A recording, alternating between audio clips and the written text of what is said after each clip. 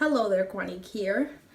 So it's hard for me to talk about, but not really, because I've sort of kind of talked about it throughout the years, but not like in depth like this. So I guess I'll just get into it. No reason to beat around the bush. Saves me the editing. So now, when I say my house burnt down, I lived in New York. I lived in an apartment building. So I mean my apartment burned down. Like not even the whole building. Literally just my apartment. But whatever. So I lived on the first floor.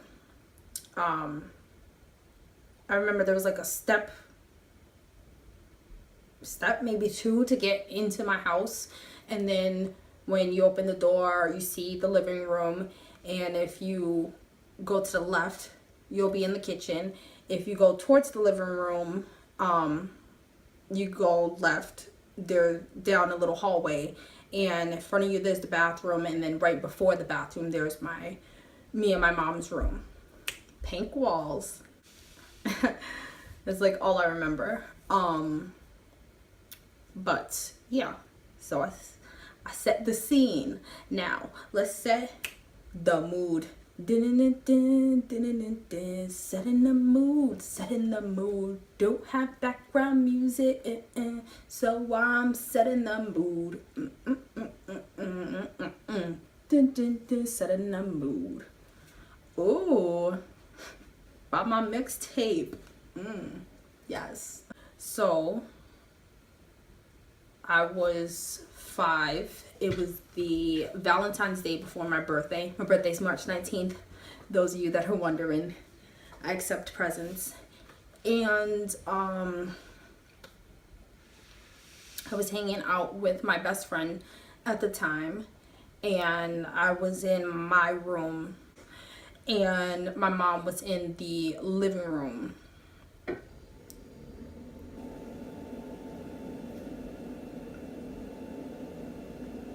I hope you can't hear the fridge, because then I'm gonna have to start this whole damn video over again. Like, so sorry if you can hear the fridge.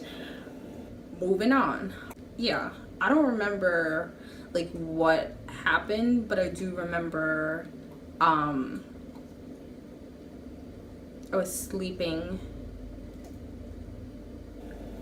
randomly all of a sudden, because I remember being woken up. Like my mom was trying to wake me up. She's like, "Q.u.A.n.IQ, get up," shaking me. I like open my eyes, look at her, and then close my eyes again. And then I guess she realized, I wasn't getting up. I guess she was trying to not get me worried, not panic. Like she was trying to not panic. But yeah, so she picked me up and she was carrying me, and I remember my head was on her shoulder, and as we're walking I like hear something and I smell something, and I'm like, what's going on? So I'm like sort of kind of opening my eyes, but I'm still half asleep, and all I see is like this beautiful reddish, orange, yellowish light, and I'm like, that's really pretty. That's very beautiful. So we get to the door, she opens it. Next thing I know, the fire just comes towards us, and I'm like, okay, I'm awake now. By that time we're like outside. She puts outside of my apartment, like we're still inside the building, but she puts me down on the floor, and I'm like, okay, I'm up now. And then I remember her hair had got like stuck. It got caught in the door and like I guess burnt off, and she just like pulled her hair out like it was nothing, because she a G, And then I'm like, Mom, what's going on? What's happening? What was that? She's like, the house was on fire, but stay here. and she ran to the neighbor's house so they can call, you know, the fire department, police, ambulance, whatever, all that jazz.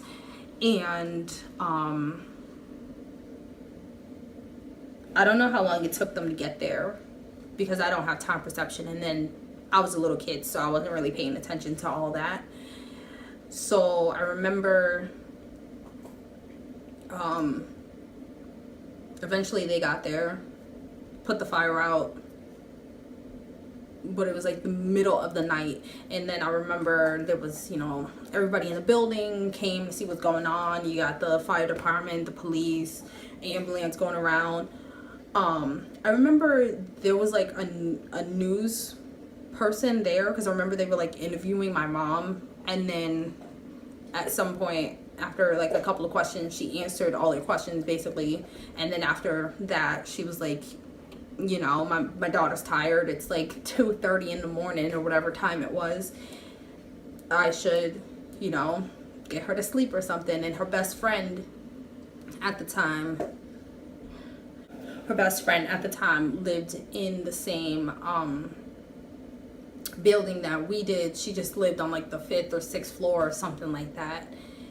So my mom took her she came downstairs, and then my mom brought me upstairs, and I went to sleep. And then I think my mom went back downstairs because I remember her telling her friend, watch her, I'll be back, something like that. But I was like, you know what, girl, you woke me out of my beauty sleep and I'm still tired, so night. But yeah, so my house burnt down. It was